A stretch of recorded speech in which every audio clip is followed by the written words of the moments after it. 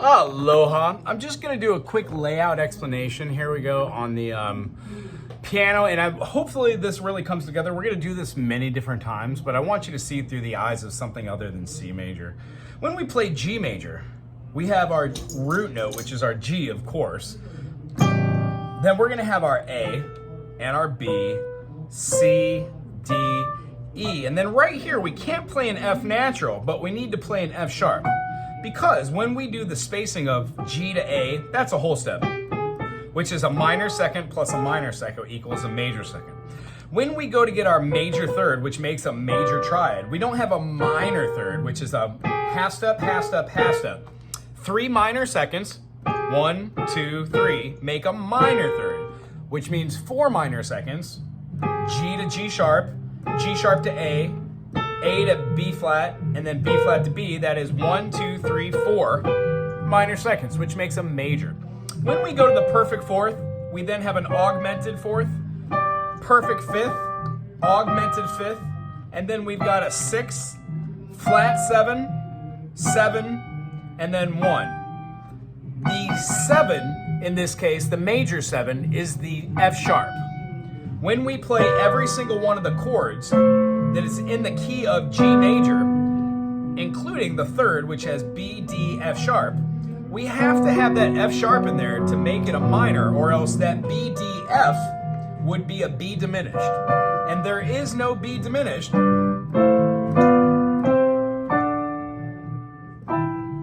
in the key of G. So the idea is when we play D major, we have an F sharp and a C sharp. All of the notes that come out of playing D major, must have the F sharp and C sharp in them when it comes to the correlating chords. So whenever we play a key signature that has a multitude of different sharps and flats, what we have are all the notes that are inside the chord. In the key of F major, we've got F, G, A, B flat, C, D, E, F. The only flat in the key of F is B flat. So when we play all the chords in the key of F, what we have is F major, G minor, A minor, B flat major, C major, D minor, there we go, E diminished, and then F. That gives us F major, G minor, A minor, B flat major, C major, D minor, E diminished, and F. F major is a 1, 3, 5. G minor is a 1 flat 3, 5. A minor is a 1 flat 3, 5. B flat major is a 1, 3, 5. C major is a 1, 3, 5. D minor is a 1 flat 3, 5. E diminished is a 1 flat 3, flat 5. And F major again 1, 3, 5. Notice how when we go from the C major to the D minor, the reason why I call it a D minor is because it does not have the F sharp. So in answer to your question, to know what a D minor is, you at the same time know that D minor is not in the key of D major, because the root or the tonic of D major must contain the key signature. Key of D, F sharp, and C sharp. Watch this idea, and I hope this shows you the circle of fifths in its entirety. C major, no sharps and no flats, meaning when I'm playing, it doesn't have any note that isn't inside of C major. Well, wait a minute, you just noticed me play C, E, G, A, B flat, or A sharp, and then go back down the progression of 1, 3, 5, 6, 7, 6, 5, 3, boom, boom, boom. By utilizing that note, we're just making that C major not a C major 7, but a C dominant 7. By seeing it this way, we're seeing that the moving bass line of C, E, G, A, B flat, that B flat is the one note that is outside of the C major scale, thusly giving it the characteristic of having a C major and an E diminished. A C major plus an E diminished are two triads laid over each other, which give you a dominant 7th. That's why it's very interesting. We'll talk more about this in the future, but you can do this with any key.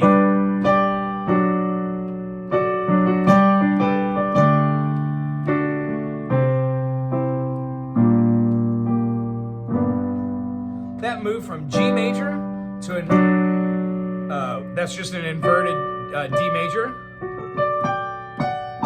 So G major to the D, but I didn't go down a perfect 4th.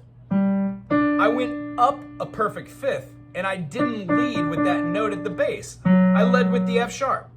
G major, this is a D major in 1st inversion. When I go back to the G major, if I drop out this G right here, it becomes G major in my 2nd inversion. So G major to a F sharp minor 1st inversion, to a G major 2nd inversion, to an E minor 7.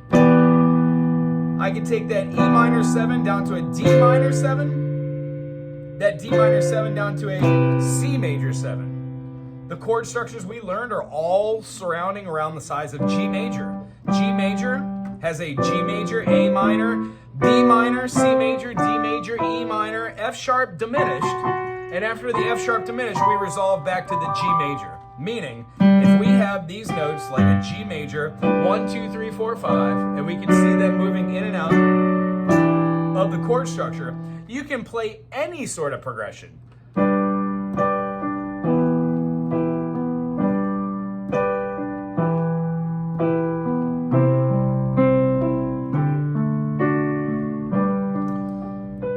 This is a G major groove, G major, minor 6, tonic, natural minor, C major is my major 4th, G, A, B, C, and then D major. D major is a 5, so this would be a 1, 6, 1, 4, 5 progression in the key of G. I hope that makes a little bit of sense. We're going to try and talk about that, but I'm going to leave you on this. C, D, E, F, G, B, C is a C major.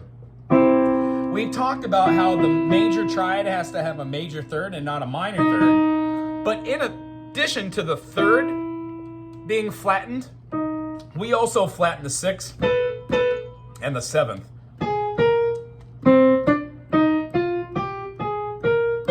That is what we're considering is called a natural minor.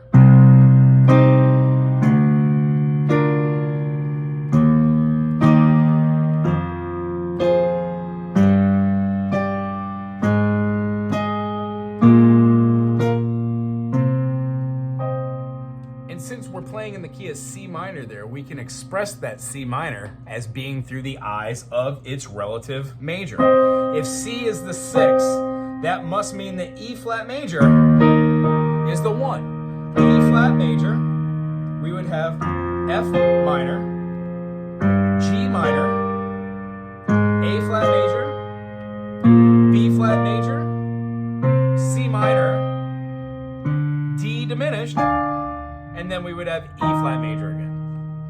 I hope that was really cool. If you have any questions, put them in the comment section below and I will get back to you. Other than that, I really enjoyed seeing you. I'll see you next time.